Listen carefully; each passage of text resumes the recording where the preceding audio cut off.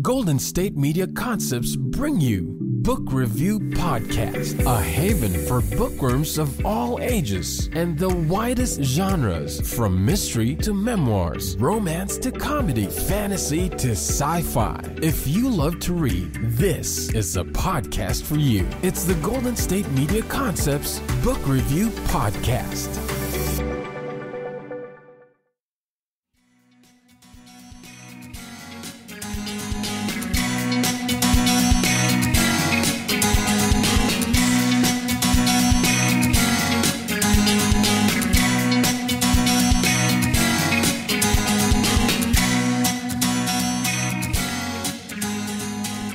Hello and welcome to the GSMC Book Review Podcast, brought to you by the GSMC Podcast Network. I am your host, Sarah.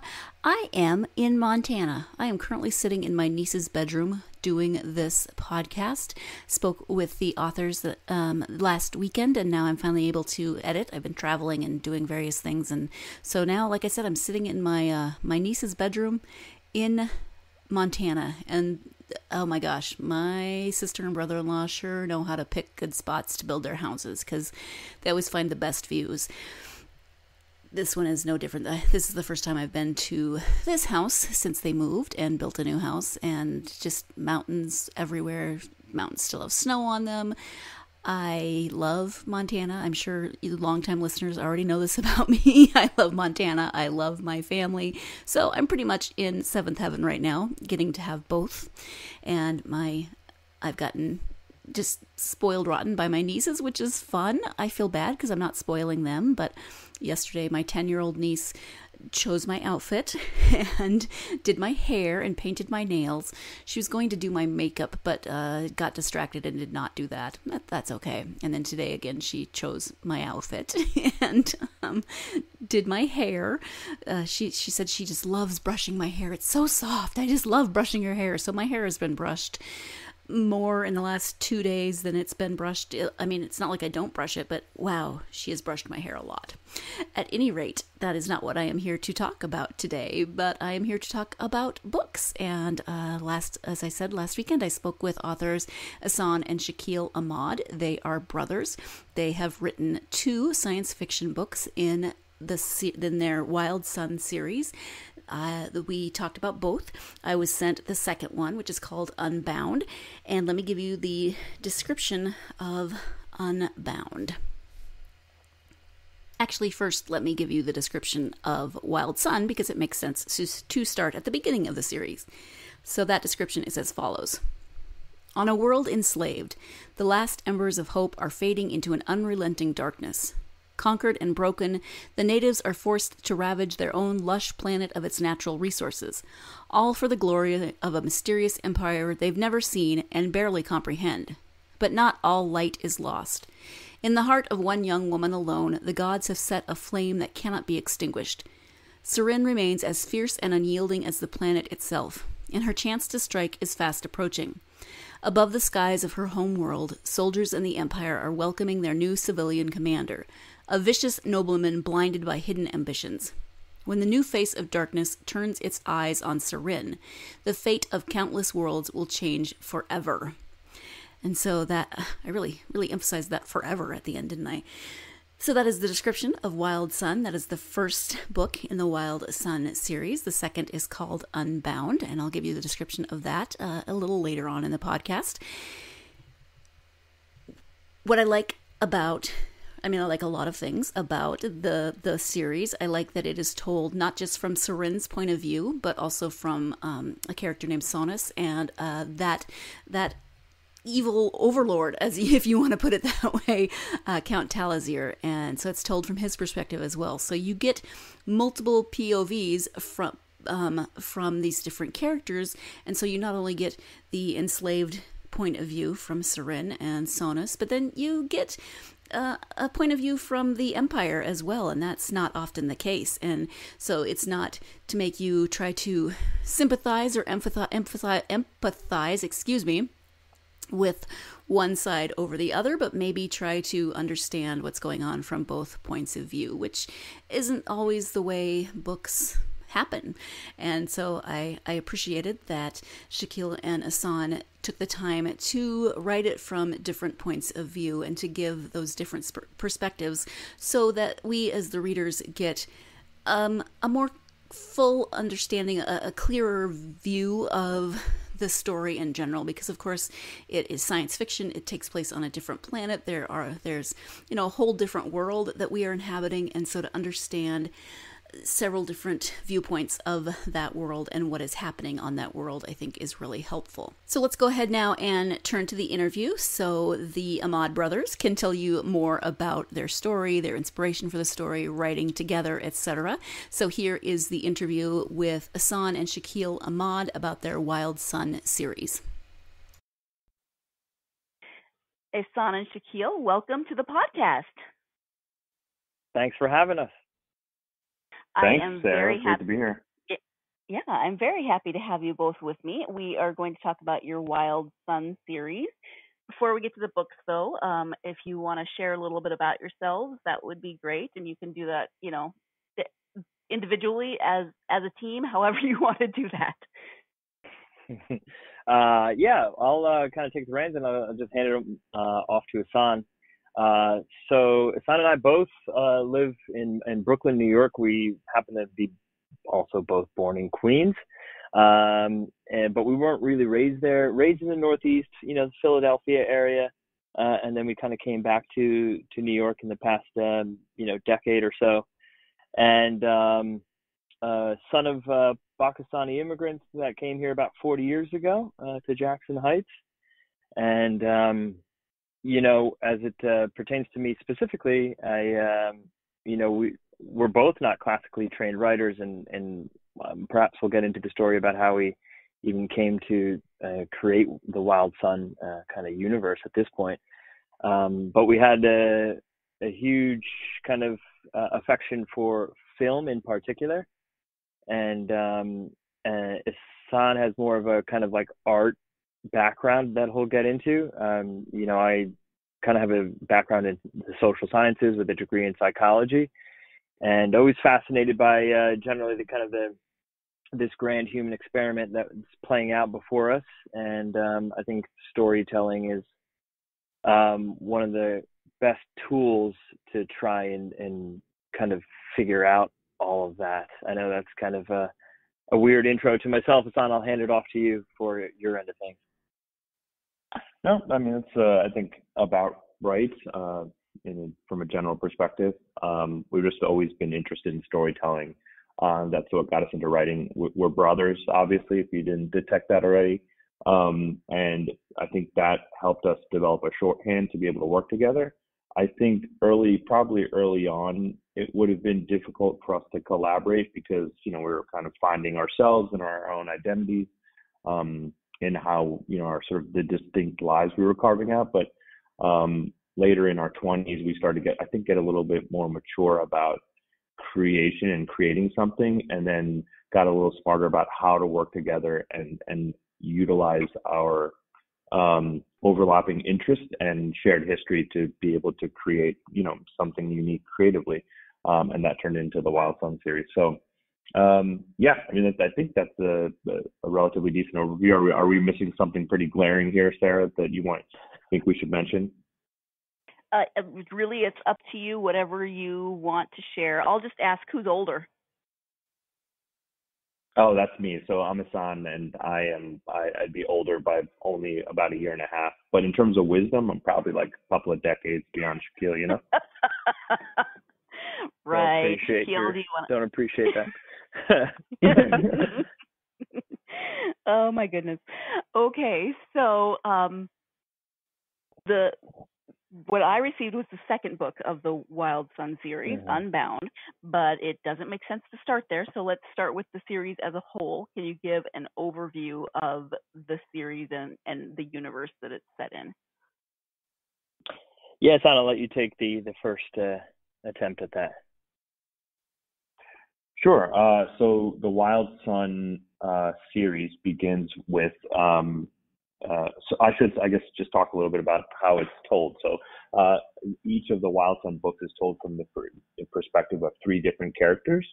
So in Wild Sun 1, or the beginning of Wild Sun, you start off with from the perspective of three distinct characters: Surin, Sonus, and Beleric. Surin and Sonus are both slaves or captives by an empire they barely sort of understand. They're just absolutely outgunned, outmanned, out technologied, and they're sort of natives to this planet that's been conquered and sort of not necessarily colonized, but they're essentially pillaging this off-world of their resources.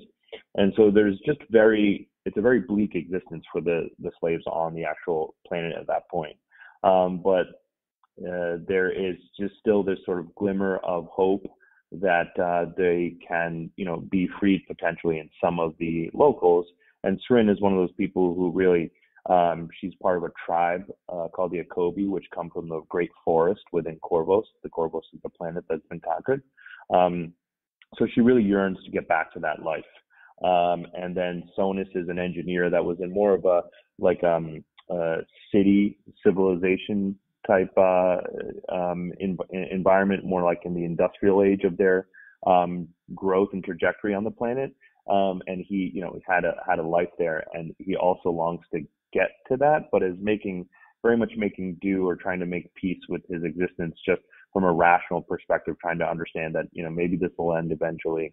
And Beleric is he's one of the planetary guard that's in charge of essentially taking care of security for the entire planet. But he's a grizzled war veteran. He's been around the block in sort of the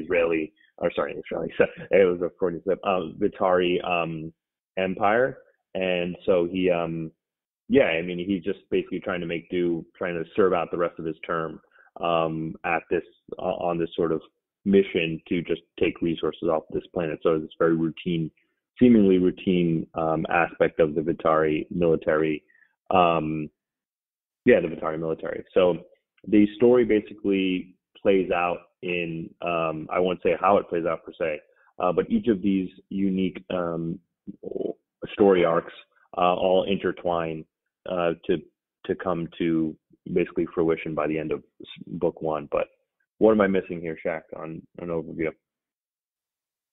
No, I think you pretty much nailed it. I think the thing that folks pick up on mostly about Wild Sun 1 in particular, which 2 does also, pick up, is that told from the multiple perspectives, right? And, Sarah, it was like very important to us to try and find some more gray area when we're talking about some heavier topics like imperialism or, colonialism, even identity, within a particular race of peoples, et cetera, because, we have these, more Sonus, one of the main characters, comes from a more kind of advanced version for the planet, for Corvos, than the Akobi, where Surin is a little bit more kind of, more native or tribal based, and then you have this empire, this mysterious empire that kind of descends upon them and is just, as Ehsan mentioned, is just kind of pillaging them for their natural resources. Again, another headier topic, right? And we just wanted to find that gray and be like, let's talk about these things. Let's show the other side as well, the folks, the pillagers, right? And see, like, maybe there is a rhyme or reason as to why they're doing that. So that, you have these anti-heroes, you have the more traditional hero or heroine setup as well, but, everyone's kind of interacting from different perspectives, essentially. All right. Thank you both for that. What would you say was your initial inspiration for the series?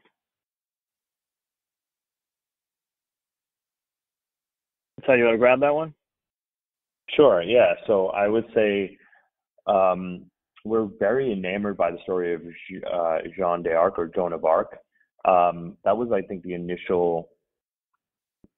certainly our initial inspiration for Surin, which is sort of the driving force, I'd say the real driving force for the narrative. I mean, she's just relentless, ambitious, but also vulnerable and weak, like very obviously believes in herself, but has very real world challenges that she has to overcome.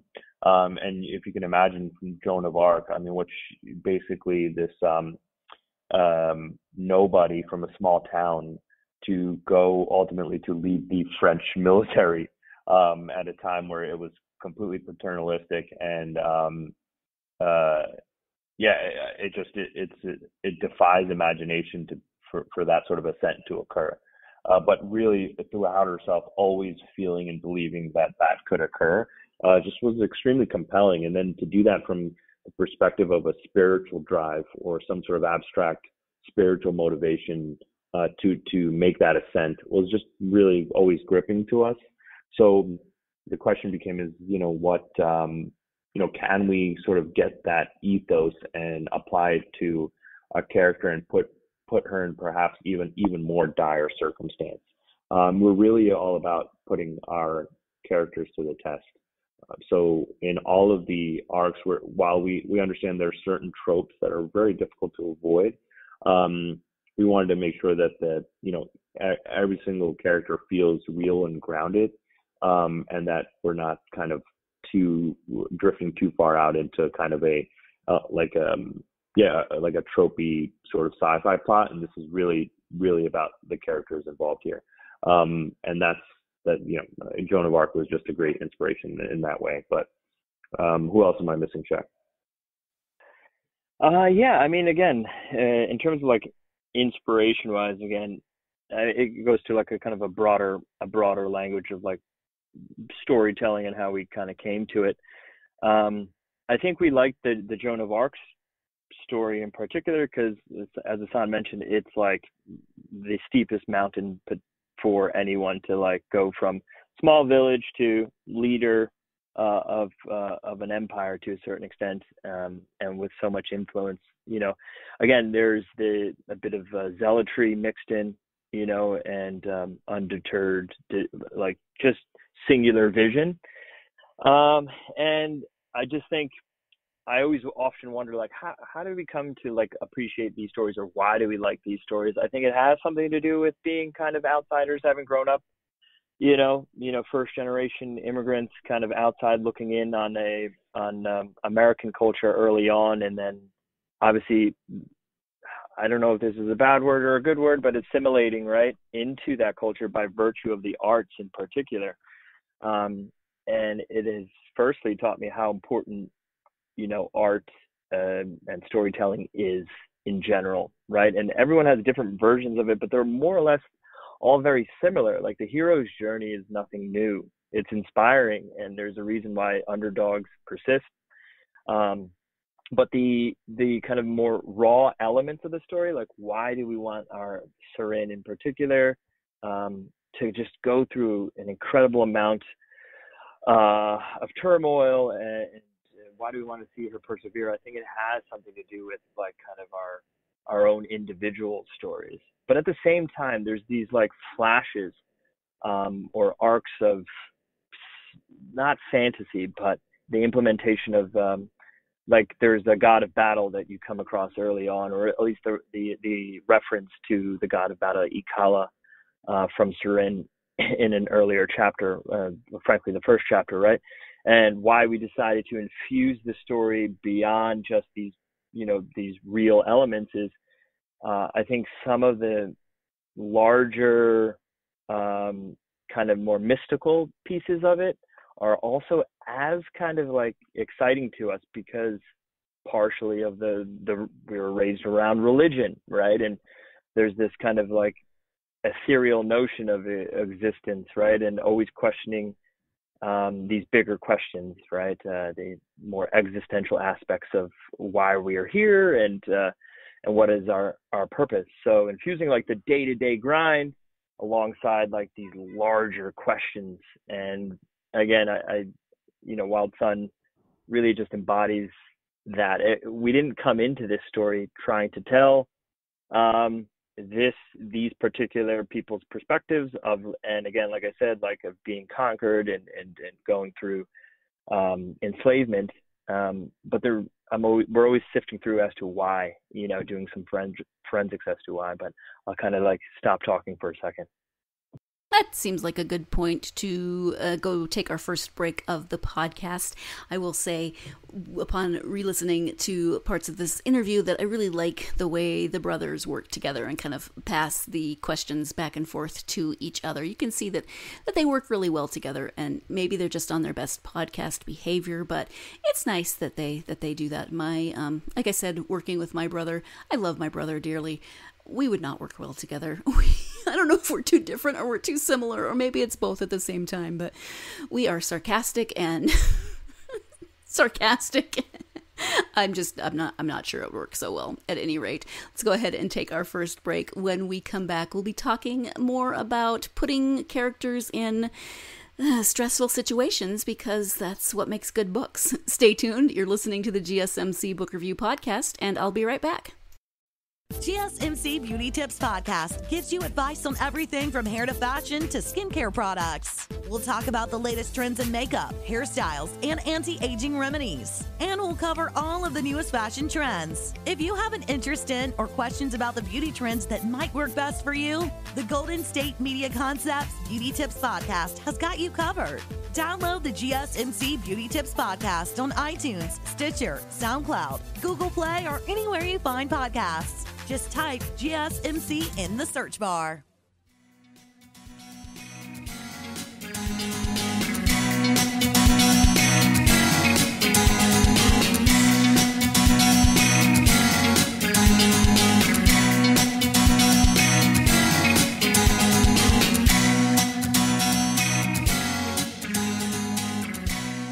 Welcome back to the GSMC Book Review Podcast. I am speaking today with authors Ehsan and Shakil Ahmad. I just conflated all three of their names right into one. Ehsan and Shakil Ahmad, about their Wild Sun series. Let's go ahead and return now to that interview. You are like a lot of authors that I speak to, in that you put your characters through stuff. you put them through harrowing experiences, and that's just, why would we want to read about a main character or protagonist who is just, hanging out on their porch all day? Exactly. So in terms of Seren and Sonus, if each of you want to take one of those characters and say why you think they might resonate with readers. Sure. Yeah. We'll do it on the fly. I'll take Sonus, and I'll give Ehsan Seren. So for Sonus, again, as you mentioned, these characters are going to go through some tremendous odds. Very much stacked against them. Sonus became for us a bit more of a pragmatist. He's essentially a scientist. In his culture. And is really looking at the occupation, if you will, of this mysterious empire as something that is, if they just bear down, and just follow the rules, this too shall pass sort of thinking, right? And he's incredibly rational as a result of that, and does what he's told. He picks up some of the kind of the language of the invaders. He, even will somewhat work for them, right? Again, he's enslaved, but he gets some curry some favor by being able to work with some of the local technology or something. And so I think people would like Sonus in particular because he's not necessarily, his head's not in the clouds. He's really just trying to get through this with his wit and his intelligence, trying to get, understand, that it's really just a matter of time and something, and things can kind of normalize. And I think for a lot of us, sometimes we just need to go through, some crazy elements and bear down to be able to test ourselves and know that, hey, we are, it's not necessarily just, how do I put it? It's not just standing up doesn't always have to be fighting necessarily, right? I don't. So it's like, whereas maybe that's a good segue into Seren, Ehsan, if you want to take it from here. Yeah, I mean, Sarin is a fighter. She's extremely determined to be free. Though she's not so foolhardy. I mean, she has some sense of practicality in her to know that she can't just lash out at any moment. She's outgunned. She knows that the odds are very much stacked against her. But she has that sort of a wit of a warrior. And yeah, she almost, there's also this like, she's a leader but doesn't necessarily know it yet. She sees sort of how her people have, or just the people in her encampment accept their slavery or bondage as a bit of a weakness, even though there's really not much that they can do. But she just continues to believe that she can change her outcome and change her life and be in control of it. And that's, I think, something that can certainly resonate with others, right? But it's also a very lonely perspective that she is in. She's very much alone in that world, just tied and clinging to either her memories or her gods, which are her only connection to sort of this legacy, this old life that she used to have. So she's oddly layered in that way, where she's extremely alone in what she's trying to accomplish. No one will support her efforts because she's a bit of a troublemaker in that way, right? She's just like she's getting everyone in trouble in terms of her attempts to escape. But she just will always persist because she believes that she is, she's motivated by something divine. And so, yeah, I mean, in that way, we felt that that's eminently relatable, in that she really feels like she is she's like taking her own life and her own story in her own hands. So just a very compelling from that perspective. Okay. And then how do you feel? Well, actually, I'll save that for a later part of the conversation. In terms of character development, do you like to have a really good, clear picture of each character before you start writing? Do characters kind of develop more as you write? How do you handle character development?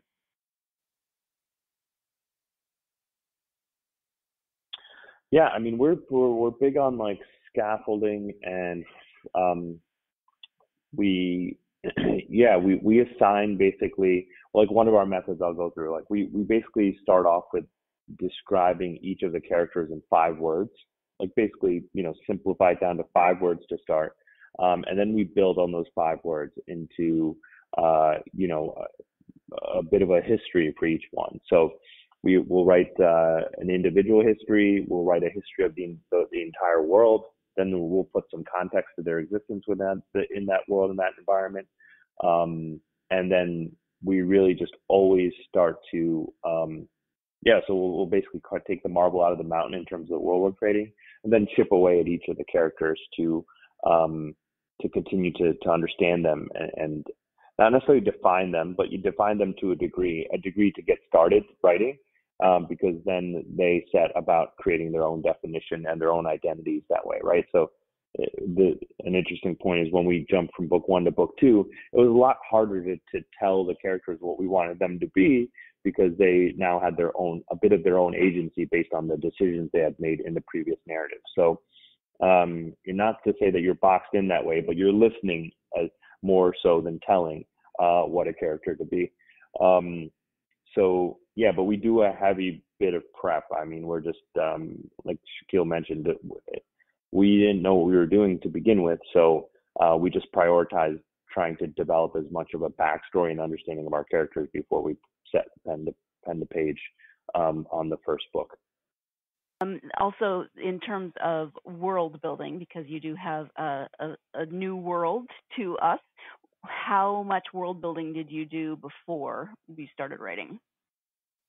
Yeah, it's funny because we often remark upon this. The Wild Sun, really a universe at this point, started as a backstory for a character in a screenplay, right? It tells you the extent to which you can take, like Ehsan mentioned, that kind of simple scaffolding, a 5 word, very basic approach and expound upon it into like just a massive world.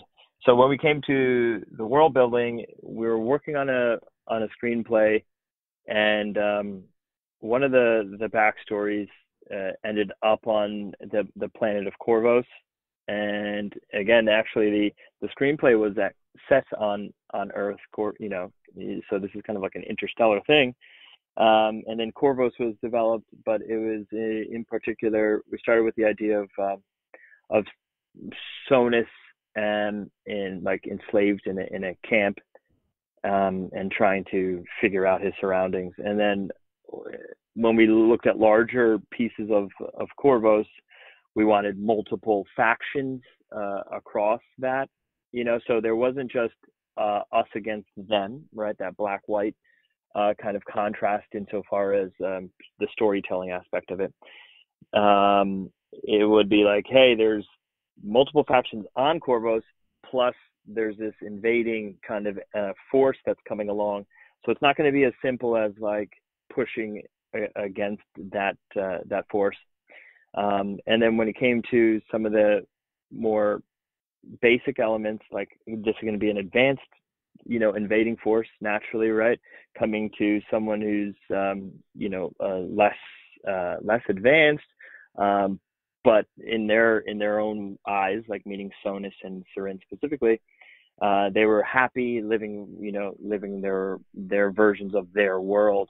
Obviously, these are like multiple worlds colliding, and a lot of the world building came from looking at just from a 15,000-foot view of what we saw in terms of like other science fiction stories. Sometimes we liked it's wonderful to kind of really get a breath of a new world, but we didn't focus too much of going too wide in terms of that development. We really focused a lot of the development on the character development, and the world was obviously a character in and of itself, but I think we want to just make sure. Yeah, go ahead, Sam. Let me just add to that, because in terms of, there's certainly a scope there. So it's like, the planet itself, right? We wrote an environment for it. What are the resources on it? Is it fresh water? Is it mostly ocean? There's 5 different clans that, or groups or tribes that inhabit on the planet, right? So you've got the Polanians, the Akobi, Kanassans, Batal, all these folks, we wrote backstories for, or at least characteristics of, right? The Kanassans come from the south of the continent. They're nomadic. They have a few large permanent settlements. The Akobi are like ancient people who dwelt in that great forest for millennia, basically.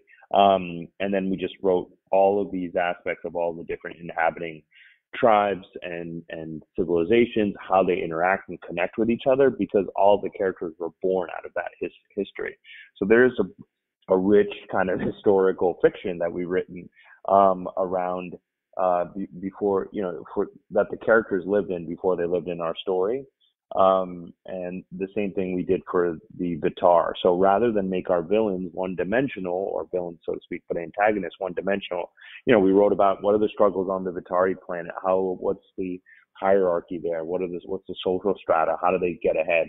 It's obviously very militaristic, it's dictatorial, and then all this to the point of creating depth in all of on both sides of this conflict.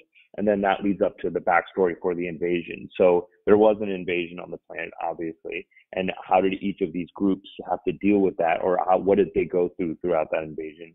And then the story picks up, basically several years after the invasion. There is like, the world needs to feel real. And though a lot of our backstory doesn't necessarily make it onto the page, the right elements do, to make sure that we're tying into this like deeper lore that we're exploring in not only future books but other aspects of spinning off into the Wild Hunt universe. Time for that second break of the podcast. I will say that I am always amazed and in awe of how authors put together the backstory of their characters and their universe, regardless of the setting or the genre of that universe, just the details that they have to keep straight that may or may not make it onto the page, but that they need to know in order to bring those characters and the story fully to life. And so I love that Ehsan and Shakil have an encyclopedia that they can refer to that I think is awesome. I would actually read that. I would read the encyclopedia because I'm a dork like that. But let's go ahead and take that break. When we come back, we'll be talking about specific research done for the series. Stay tuned. You're listening to the GSMC Book Review Podcast. Tired of searching the vast jungle of podcasts? Now listen close and hear this out. There's a podcast network that covers just about everything that you've been searching. The Golden State Media Concepts Podcast Network is here. Nothing less than a podcast bliss with endless hours of podcast coverage. From news, sports, music, fashion, cooking, entertainment, fantasy, football, and so much more. So stop lurking around and go straight out to the Golden State Media Concepts Podcast Network. Guaranteed to fill that podcast itch. Whatever it may be. Visit us at www.gsmcpodcast.com. Follow us on Facebook and Twitter, and download us on iTunes, SoundCloud, and Google Play.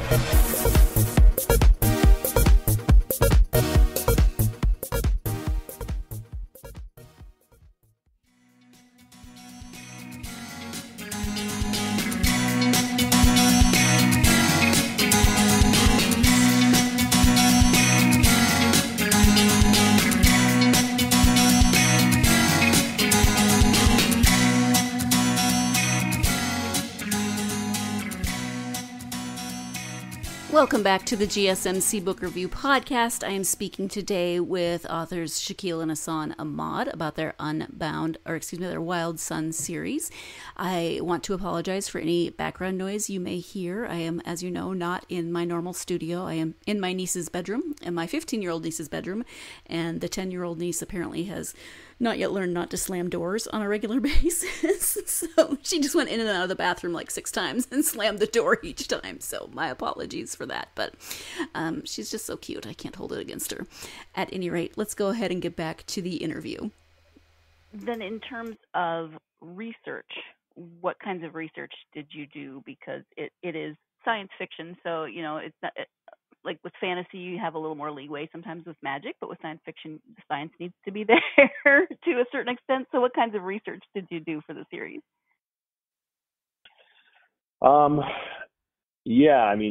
We tried to marry the story in as much as like basically away from lasers and mages and things like that. We're very much in like ballistics and practical things, stuff we can kind of have a grounding in. It was just to basically make sure that, the weapons that we used made sense in the world and in the universe. Tactics, military tactics, how would they go about that? The animal, the flora, fauna, what would make sense in an environment like Corvos that we've created? Behaviors, accents, languages, things like that. We just, any of those aspects just had their own research associated with it. And we tried to, as much, we understand our audience or a sci-fi audience can be pretty discerning when it comes to the technical details. So we, as much as we could, we tried to just really look into anything that was particularly technical. But a lot of it was around military strategy of our invading force, practical elements of running a mine. So our slaves are housed on massive mines that go into the mines every day. So what is that like? What are the realistic elements? How do you move minerals, large minerals in and out of like dark caverns and things like that? What kind of equipment is used, drills and all those things? Is it, how long can people survive in these mines? All those things we had to look into using analogs and like coal mining and all those traditional things. So yeah, I mean, there's certainly a high level of research that went into all the different elements to make it feel like a real world. We definitely weren't playing it by ear, basically. We definitely weren't playing it by ear. Yeah, we like Ehsan mentioned, it's very grounded. So we envisioned it like kind of like an Earth-like place, humanoid-like characters, right? We even developed, Sarah, at some point, an entire encyclopedia, essentially, which we have of all the people's, places, things in particular. So it was really cool because we just like consistency in storytelling as well. So particularly as you mentioned, like you can go anywhere with this, right? But we feel like we have an obligation to not just go anywhere. And that I think that's the most important thing is when you're putting pen to paper is like you're going somewhere, like, and it has to make sense, right? Just from character motivations to why, as Hassan mentioned, a drill bot might be floating around in a mine or something, right? We rooted it in ballistics and in military convention for the more kind of like warfare like aspects of the story. But in terms of the world building stuff, even though it doesn't make the page, we just have these massive spreadsheet encyclopedias of things that were implemented into the story, and if we were to continue on with the story, that, okay, hey, we mentioned this style of, let's say, canister, right? Well, if we're going to use a canister in book 2, then we're just not going to make up another canister style, right? That we have this already existing on the world. So it's very important to create these breadcrumbs, throughout the process. And that can be very daunting at first because, hey, you're creating a world, but at the same time, your world is, obviously half your imagination, but also what you see and what you've lived and your own experiences. So it's an amalgamation of these two things. And our best approach at it was, hey, let's just put it all down, even more mundane elements of it, and then obviously the things that are more exciting, let's get those on the page. But let's fill in the blanks with some of the more basic elements, so it feels like a very rich and real world. Okay. I love the concept of an encyclopedia. That's just something that you will always have, even if no one ever sees it, but you guys makes a lot of sense to have that written down. Yep. What about the genre of sci-fi do you think draws you to write in that genre? Yeah, I mean, we love it. I mean, we love drama, and then drama sci-fi even better. And I think a large part of that is just imagining another version of the world that you're living in. And like I said, it probably touches upon some of our upbringing and our place in the world. And, you have all these freedoms, right, to create another world. But at the same time, you can take it, if you take it seriously is the wrong word, because there's other sci-fi authors and artists that do that. But the way we take it is, let's just infuse very light dusting of sci-fi, right, onto a character-driven story. So we like some of the elements of science fiction about creating the planet and the other races, but when you really look at the story, it's a very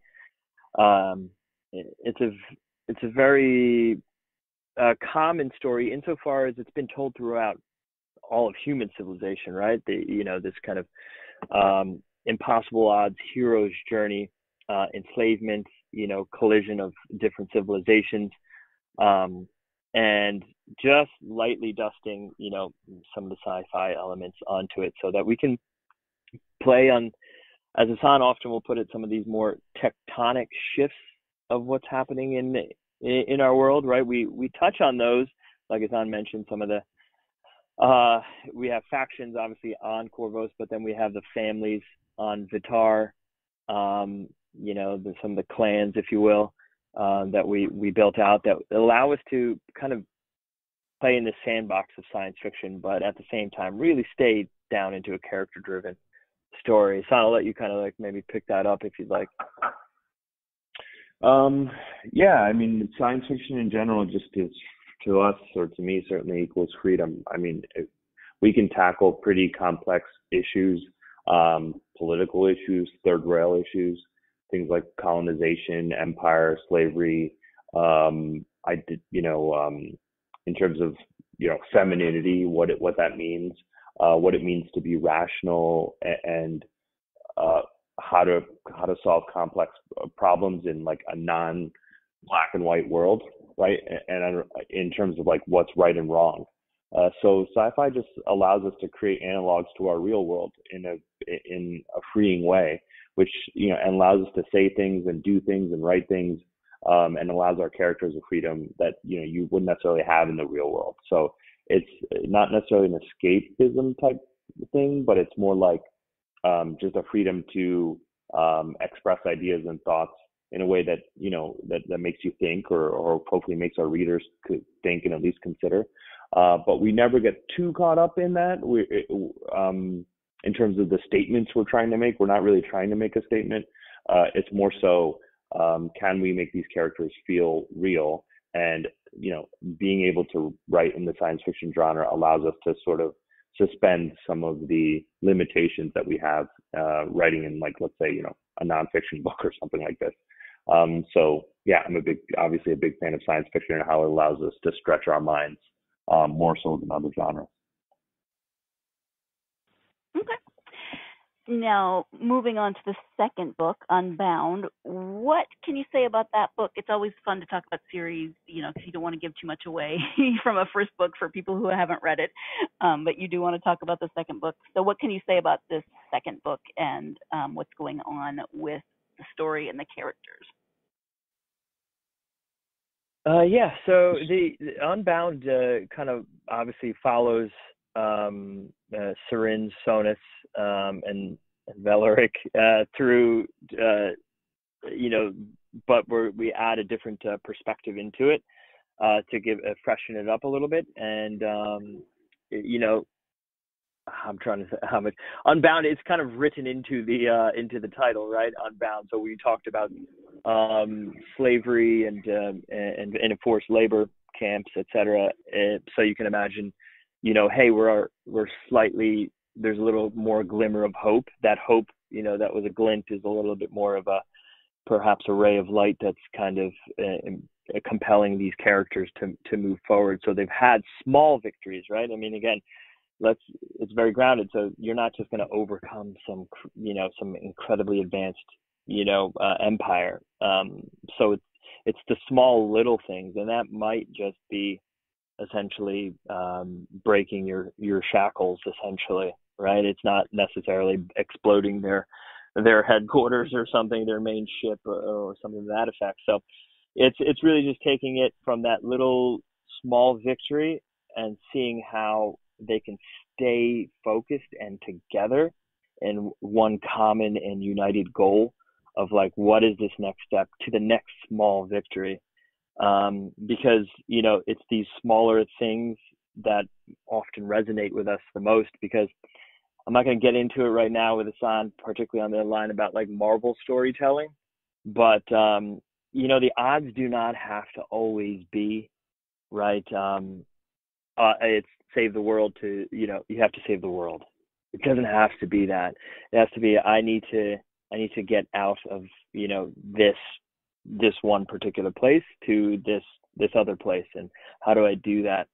And Unbound really, stays in that kind of vibe of like small victories, moving forward towards something greater. We're not sure what that is yet, right? Because the characters are evolving just as much as the world around them is, because a colonized space has a lot of tension built into it at all times, because there's revolts, there's just an immense amount of pressure based on the resources that are being drained out of the society, whether that's natural resources or just the culture or the or anything like that. So it's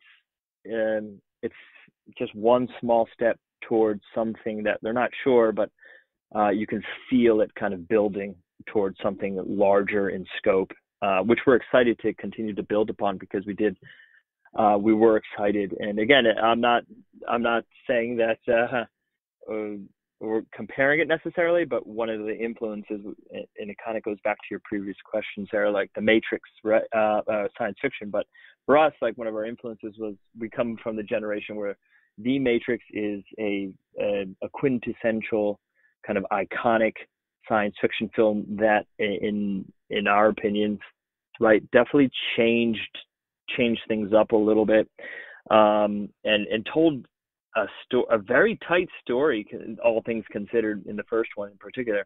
And then again, they kept building, right? And then you got Reloaded, and then you had Revolutions. And again, some people don't even count those movies. So sometimes when you go bigger from a small story, it doesn't necessarily amount to what it was, what folks had hoped.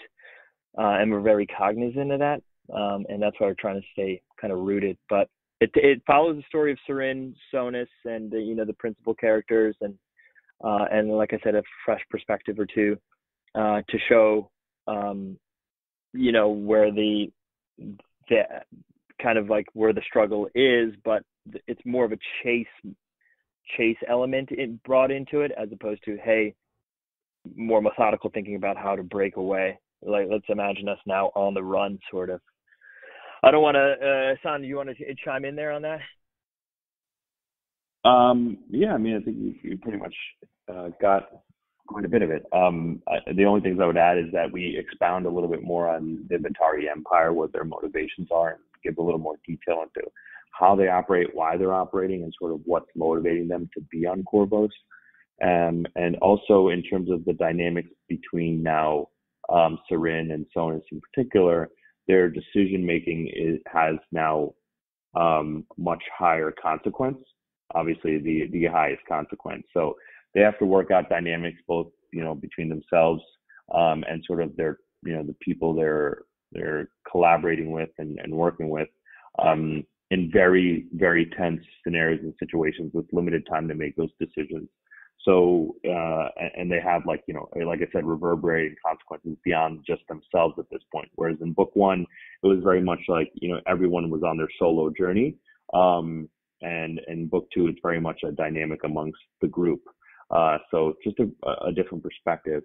I mean, we have all three novels, like this whole trajectory plotted out, and we're making good progress towards where I think initially, at least in the direction of where we wanted to land, in terms of how the arcs will ultimately play out.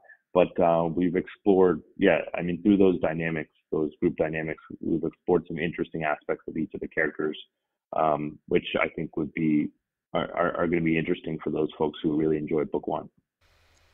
Time for the last break of the podcast. Stay tuned. You're listening to the GSMC Book Review Podcast, and I will be right back. Still on the search of that one true love? On the limbo in this crazy world of dating, marriage, relationships? Well, listen to the Golden State Media Concepts Relationship Podcast, your one-stop podcast for everything about relationships.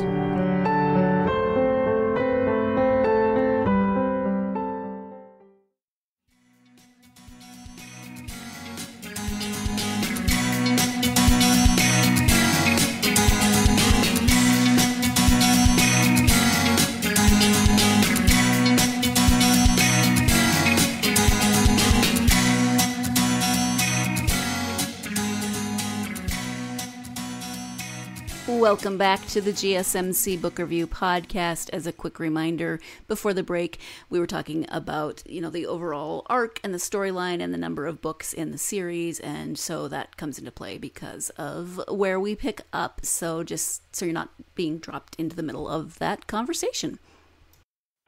Well, Ehsan, you just did my job for me, because I was going to ask about the arc and the number of books. I know on your website it says a 3-book series, and you're feeling like you're gonna hit that 3-book arc and not need another book. A lot of times, sci-fi and fantasy authors, they say they're gonna do 2 or 3 books, but then it turns into like 10. Yeah, I think, and you're not totally off on that. Meaning, like, the latter half of that comment was because we're now we've branched out into some interesting projects around in the Wild Sun universe, and we're actually involved in one right now, so the original intention, to your point, was to write 3 books, right? So a trilogy that we can, and planned arcs over that trilogy. And we're still very much in our sort of the main canon or that main trilogy, planning to do that. Now what we've done is that we are now exploring, or basically about to publish and have been working on a backstory novella. So a novella based around one of the main characters from book 1 of Wild Sun. So we're expanding out the Wild Sun universe sooner than we thought we would. But we felt like we have a very compelling sort of backstory to tell in one of the characters. In this case, it would be Beleric. And so we're basically going to go back to some of Beleric's formative days and how he came to be the soldier and the person that he is in the Vitari military, and give a little more insight into his decision making. So things are starting to branch out for us in the Wild Sun universe, and we really do envision this to be much larger and the scope to be much larger. And in this case, we're choosing to go backwards to tell more story. Okay, makes sense. How does the writing process work between the two of you? I'm always fascinated by co-authors and how they kind of divvy up the writing. This is a sibling situation, and I'm trying to picture writing anything with my brother, and it would not work. So speak to how you write together, and specifically how you write together as siblings. Yeah. I mean, listen, it didn't work at first, I'll tell you that. But we figured out a way. We touched on a little bit earlier, right? So we're brothers, obviously. We know each other, incredibly well. And we happen to, and fortunately, I suppose, have very similar influences growing up, artistic influences from, I'm slightly younger, but, if Ehsan was listening to a band or something, and the CD was laying around, yes, CDs, I might be like, I might take the CD and listen to it myself. Like I'm thinking of like Bush in particular, right? Comes to mind, that, I don't know if you know the band, kind of that grungy band out of right. And so I fell in love with that band, and, similar influences, and it allows you, when you have that sort of just unspoken common language, it's hard to describe. I can sometimes look at Ehsan and if something, and we could start laughing about something, right? Where a lot of people from the outside looking in have like no idea like why it's so funny, and we may not know why it's funny because again, it's just an intrinsic, value system, art system, every system, right? That we just kind of are tied into together as siblings. We also were raised in a particular way to always make sure that that we cared for one another, even though we obviously were siblings and brothers no less, and we have an eldest brother. We got into plenty of fights, but it was our parents were very keen on ensuring that we always had each other's back, right? So no matter what, we always resolved differences, and that kind of very simple kind of element of being raised that way allowed us to, when we got into the initial throes of writing Wild Sun, right? And again, not being classically trained, writers, what we were doing is just, at first, Ehsan really developed the backstory. So Ehsan did the initial exposition of the world and the story, and I was working on something slightly different in terms of like a screenplay concept, and we figured, hey, why don't we just collaborate together? We were living our separate lives, and sometimes life will lead you back to certain people, and he had this kind of idea, and then when we started to try and write together, well, that got very difficult because we do have different sensibilities. Yes, we have similar influences, but when it comes to particularly art direction and style to a certain aspect, we have different styles. And so, it was like large chunks of what Ehsan had created in terms of the world building, and then trying to just break that down into different sections of dialogue. But we would often do that together early on. be in a room together, one of us pacing, another one at a computer, kind of writing certain prose elements of the prose, and then getting into the dialogue heavy stuff, which Ehsan would kind of take over. But I'll let you chime in on that as well.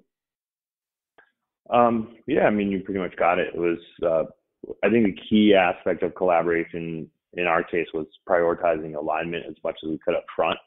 So, and then chunking. So we would take you take an entire summary, like a treatment, and then you expand that out into, chapter synopses, right? So it's like we're understanding each chapter, where we're trying to go, the major points we want to hit to ensure that we're, everything's moving along appropriately. And then basically we would write a chunk between the two of us, and then come back and evaluate and revise, and always checking to make sure we're ensuring continuity, make sure our arcs make sense, make sure there's enough world building and, actual interest in this stuff, so that people are, to make sure that it's interesting, compelling, make sure our dialogue was compelling.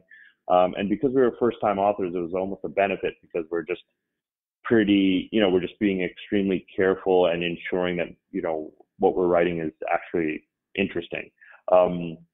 So yeah, I mean, it sounds a little, in theory, I think in the idea of brothers working together sounds pretty interesting and awesome. And then, in practicality, it was very I won't say uninteresting certainly, but it's very straightforward in the way you would imagine it. Just going back and forth, keeping open lines of communication, being able to work out and resolve sort of major sticking points by giving charity to the other person's idea, listening, actively listening, and then allowing the best ideas to come forward. And then one of us would just sit down and basically put words to paper, and then together we just kept sculpting that and creating momentum to the point where we were able to get 90,000 words down and write the book. All right. And you said that you're working on a sort of prequel novella sort of thing right now. Are you working on anything else together? Yes, actually we are working on something called the Wild Sun Collective. So this for us is going to be a very unique project. We believe it's actually a unique project in all of publishing. I know that's a very strong claim to make, but I think folks who check out what the Wild Sun Collective is up to will understand what we're trying to get at. But in short, from the perspective of a Wild Sun fan, it is a novella, which is a backstory, which we are looking to publish through a very non-traditional medium. Okay. Thank you for that. We are, kind of getting on in the interview. So what advice would you have for aspiring authors? Yeah, Ehsan touched on it. I mean, it's not particularly romantic, like cabin in the woods and cigars and typewriters and and scotch, right? There's some of that. There's definitely, yeah. Well, we're not the productive type that's more ideation, if you will. When it gets down to the writing, it's like you said, it's a lot of scheduling. You gotta honor the time. Time is a luxury now more than ever, particularly it being pulled in multiple directions by virtue of social media, work and personal lives. There's just the digital environment is always grasping for it. So it's on a Google Calendar saying, hey, for these 2 hours, and actually not chunking too much time, believe it or not, you only have so much. At least I'm a big proponent of the idea that your every day is kind of like a battery, right? And sleep is that kind of charging cycle. You only have so much. You have finite time to be, to be most productive and creative. That's coincidentally, unfortunately for us, our morning time. And so we would chunk out that time, commit to just moving it forward just a little bit. And it didn't have to. And sometimes you have off days, right? It's like working out or something where I've been working out for 4 weeks and I get all these gains, or I feel great. and then for some reason you're plateauing, and it's okay to plateau. It's a necessary aspect of it, actually. You can't see the horizon as well, as when you're kind of like moving upward, but it helps you appreciate those moments when you start to get some rubber hitting the road elements to the story, and like, okay, like, hey, I don't have to hit a home run. I need to just honor the arcs that I need to kind of say, like, hey, what we did prior to this matters, and let's just stick to it, and then iterate on that, and like look back a little bit and iterate on that. That kind of breadcrumbs and chunking time, I think, matters a lot. Ehsan, I don't know if you want to jump in. I mean, there's probably not novel advice here, no pun intended, but it's just, the idea that, good stories aren't written, they're rewritten. So you get the ideas out there and then start to revise and really continue to put thought and refine them. It's okay to sort of make mistakes. There's obviously things we would have done looking back on Wild Sun. We're obviously tremendously proud of the accomplishment, but you're always looking back and saying, oh, I could have done this, or I could have done that. Make subtle adjustments here, that sort of thing. But you have to kind of just sometimes make a decision to move forward. And perfection can be the enemy in that case. So yeah, I mean, it's very much what Shakil was saying, is keep plugging away, keep those ideas going, and be prepared to fail a lot, both in terms of the actual writing of the story and or trying to get people to either like it, to understand it, to engage with it from a publisher perspective, that sort of thing. It's a long journey, and a lot of it really depends on your intention. So the last thing I would say is don't take advice from anyone. Yes. Okay, so just disregard the last few minutes. Yeah, exactly. The last 60 minutes. I know you have a website, so if you could tell people the website as well as where they can interact with you on social media. Yeah, the website is thewildsun.com. Ehsan mentioned the Wild Sun Collective, which is this kind of cool coming soon. So that's wildsuncollective.com. And then our handle for Twitter and Instagram is the Ahmad Bros. And we're particularly active right now on Twitter, so you can find a lot about what's going on with the Wild Sun Collective in particular there. And then we're Uproar Books. I got to shout out Rick. He did a great job in shepherding us along as first-time authors, and really appreciate what Rick Lewis at Uproar Books was able to do. So you can find us there our too, publisher. uproarbooks.com. That actually reminds me, can you talk a little bit about the cover art? Who designed it? How much say did you have in it? Yeah, we went the first time around. It was actually a friend, a digital artist, that Ehsan knew, and Kirill Pashkov. Actually, I don't. You can Google him. I'm not sure of his website, but he does some really great concept art.